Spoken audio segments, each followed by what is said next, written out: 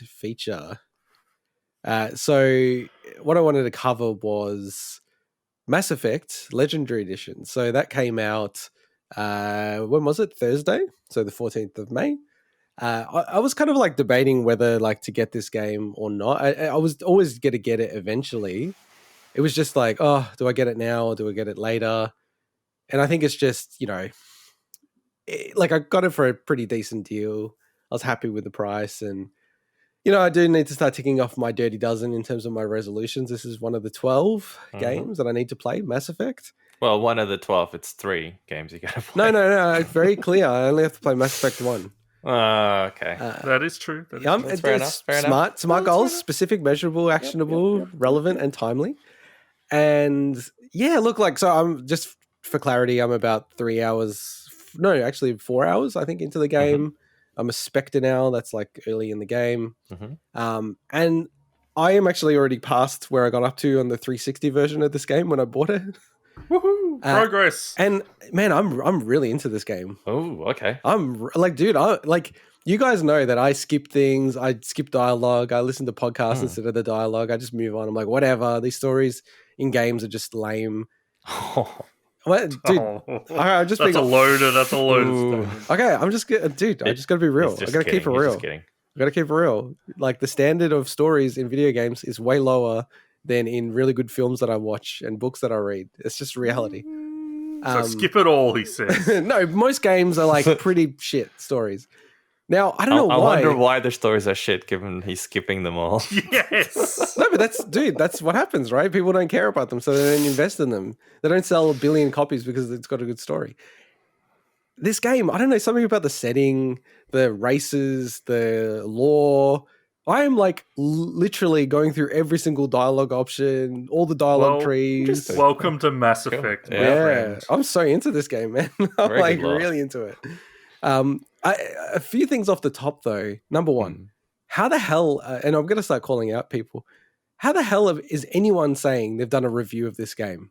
Like, I'm saying Mass Effect Legendary Edition. You have not done a review of this. And there's some outlets, including Australian outlets, that are saying they've done a review and scored it. And honestly, that's just fucking bullshit. Like, but the when thing did they is get the codes? Yeah. No, but the Tuesday thing is, right, the earliest that anyone got a code for it. But the problem here is, what criteria is there for review of a remaster? Well, okay, I'll tell you this, Swinny. Like 24 hours, and then you're doing a video and, editing and everything like that. So playing it for like at most 8 hours, 10 hours is not enough to review something. That's sorry.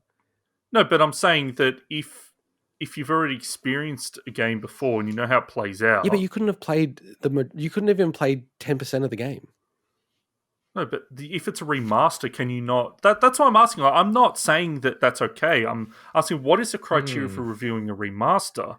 Is it an end-to-end playthrough? No, I don't. I'm not even saying necessarily that. I think if you've played a substantive part of the game and seen a substantive part of the changes that they've made to the game, right, to effectively evaluate, what's the point of doing a review of a remaster? It's to say, well, the game's already come out. Is it worthy that they've remade this and remastered it, and how they've remastered it? Have they improved it? Have they made it worse? Have they made it lighting worse? All this kind of stuff. What changes have they made? What have they left out? All these kind of nuanced things, right? It's not an exact science, Swinny, right? But I can say when a game is released for code on Tuesday and it's like 3 50-hour RPGs, and then you put a review out and give it a score. And by the way, the scores determine how much people sometimes get paid as bonuses in these studios. To be honest, that's just wrong. And now, should EA have released the game when they hadn't give the codes out? That's a different question, right? You don't have to put a review out. No one's forcing you. No one's putting a bullet, like a gun to your head. And I have to give a lot of credit to outlets like IGN, who would have a huge amount of pressure to put a review out. And they've come out very openly and said, we got the game on Tuesday. There's no way we can review it by Thursday, Friday. It's impossible, right? So what we're saying is we're just doing impressions, review in progress. This is what we think so far. I actually give them a huge amount of credit. Like, they don't get a lot of credit, IGN, GameSpot, these kind of outlets, but they haven't come out and said what the review is. There are a bunch of outlets that have said what the reviews is. And for me, I put a red flag on all of those outlets. Like, if they're saying they've done a review, they can't. It's impossible, man. It's like watching a trailer and then reviewing the movie. It's like, okay, yeah, sure, you've seen key parts of it, but you haven't experienced it enough to be able to give a review. Anyway, moving on from that. Mike, you bought this game, but you haven't received it yet? Correct, yeah. So I'm looking forward to getting it. Yeah. I think it's going to be really fascinating. Maybe we'll touch base like in a month's time when we've both played enough of it to actually give, considered thoughts on the game. But I also think it would look, this game would look amazing on an LG C1 TV or something. My gosh, it would look incredible on that. If only I had a TV like that, I would totally get this game. Swinny, are you going to get this game eventually? I'm not going to buy Mass Effect, says the probably biggest Mass Effect fan on the show. Well, Mike could make an argument for that, but I thought Mass Effect. I thought Mike was the biggest. When you said that, I thought of Mike as the biggest fan. I think he's a bigger fan than I am. I felt really? Okay, with all the marketing. And I've got all the T-shirts and the toys and the books and the figurines, but I still think he's probably a bigger fan than I am. To some extent. Of course, I'm going to get it. I just with this, I just wanted to give it a bit of time. I just wanted to give it a bit of time, get a few patches out there. Yeah. So I'm not in a rush. So do it for the podcast. Do it for the podcast. But hey, do it for the podcast. You'll see the next segment what I've done for the bloody podcast. okay. Mike isn't. Mike is going to bail on us. No. I want to hear this now. Let's get onto it. No. I haven't even covered what I think of the game. Oh god. Oh god. Oh, thanks, Mike. So the other one that's really weird, Mike, and you've observed this, and so have I. The game already seems to be out of stock in a bunch of stores. Yeah, I noticed that. Yeah. Now, even online, I was struggling to get it. Yeah, exactly. Like it was going in and out of stock at Amazon. Now, I'm not sure if they've just like run against the wall on this game. Like there's massive patches. The reason why they didn't release the review codes is I think from like even a Cyberpunk perspective, they've learned, okay, just hold it back. Like, don't give people a broken game just because they want to review it. And even when I've played it, there's just to be clear, I haven't played enough of the original games to know, is this a bug in the 360 version that's carried over to this game? Or is this a new bug? Because I'm playing it and I'm like, whoa, man, these characters, the way they're talking and stuff, I know, this is people are going to come at me for this stupidity, but I was like, I can't even tell that much of versus like Andromeda. Like some of the characters, their eyes are like looking like off center or... I've heard that some of the work they've done on the faces, like the lips and stuff, actually make it look weirder than the original. Yeah. So, dude, like I said, I haven't played enough with the original, but having played the original, it never struck me as like odd, the lips moving and everything like that. I love the way that the facial animation was in the original. Yeah, I really wish you guys had played this because I was playing it and I'm like, man, they look like, is this just me? I'm like, am I way too sensitive to this crap now? But their lips look bizarre and the eyes, it's like sometimes their eyes are like looking down and it doesn't make any sense. It's like they're looking ominous or something. There seems to be a trend in big remasters. So the same thing happened with the Ezio collection for Assassin's Creed and they patched it. So they made the first run. So a lot of it's also sometimes the lighting, and they try to improve the lighting, but it suddenly makes everything look really more artificial than it was before. Yeah. So I definitely think the game will see patches to improve that stuff. And I'll say, as a person who just jumped into this game, it's so awesome. I'm loving it so far. I find that it's going to be so easy to get through the first game. I'm just balls deep into this game. I love it. balls deep in Mass Effect. It's just man, it's just such a fun game. I get it. It's just like when I was starting to play Dark Souls, I'm like, okay, I get why people love this game. And sci-fi, you guys know I'm a huge sci-fi fan. I've watched every episode of Deep Space Nine, The Next Generation, Voyager, Star Wars. I know so much about, I'm a huge sci-fi fan.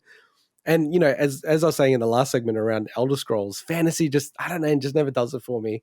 So I don't know why, but sci-fi just it adds an extra few points out of 10 for me. So, this is an early wild claim, but I don't know, man. I reckon this trilogy, one of these games could easily hit my top 10. Jeez. Already 3 to 4 hours in, I'm like, damn, this is and I think it's also that for me, it's supposedly they fixed the combat or improved it a lot. Yeah, they have. I actually bounced out of the first game because I played the combat and I'm like, this is so frustrating. This is I'm clicking in and out of the wall, like it's so freaking annoying. And this game is super annoying as well. It feels very old. Like I was like running up to the wall, and I'm like, sometimes the cover would work, sometimes it won't. It feels very unpredictable of when you can or can't go into cover. You know, I don't know. It just feels very janky and stuff like that. I just got to go to get my head around it and how it works. I'm already getting a bit better at the combat, but yeah, now I'm just like thinking, I don't know how to level up my character and whether I should look at, you know, are pistols good, assault rifles, what I should do. What class did you choose, by the way? What classes were there? So you get like, I can't remember, but like, are you going biotic? Are you going with purely soldier? Are you going with tech? Oh, yeah, well, so I don't know if this answers the question, but I didn't change my character at all from the start. The default. What's So the it's default class? probably like soldier or something. Yeah, it's a soldier. It's a soldier. Class, yeah. Oh man, the biotic stuff in the Mass Effect games is awesome. If at some point you can try that out, that'd be cool. Okay. No, like I don't know about Mass Effect, but something about it is the character to me is like that's who it is, and I called him Juan Shepard. Like that's who it is to me. It's like it just looks like that. You know what I mean? Like I didn't even bother with the character creator because I feel like it doesn't feel like Mass Effect. I'm the same. I like the default male Shepard. Yeah. And you know, actually, it's funny. I almost always play as female characters, but the female Juan Shepard, she doesn't look right to me. It just doesn't. I don't know. There's something about it that just doesn't click. Like I just don't get it. So yeah. No, I'm really, really loving it. Just looking forward to playing it more. To be honest, pretty simply. I'm really looking forward to you getting it, Swinny, because I think you have very deep on understanding how the games play, and I know you're very not opinionated, but you've got strong views on the combat of the first one and just the RPG elements. So I'd love to get your thoughts on it. Yeah, I'm looking forward to it. Probably in 1 or 2 months, depending on when the patches hit. So yeah, and I think by then maybe we should just loop back to it again anyway, because I would have played through the first one, and Mike surely would have played through a few of them, so we could just really give our thoughts on it. Do you want to go to the final segment?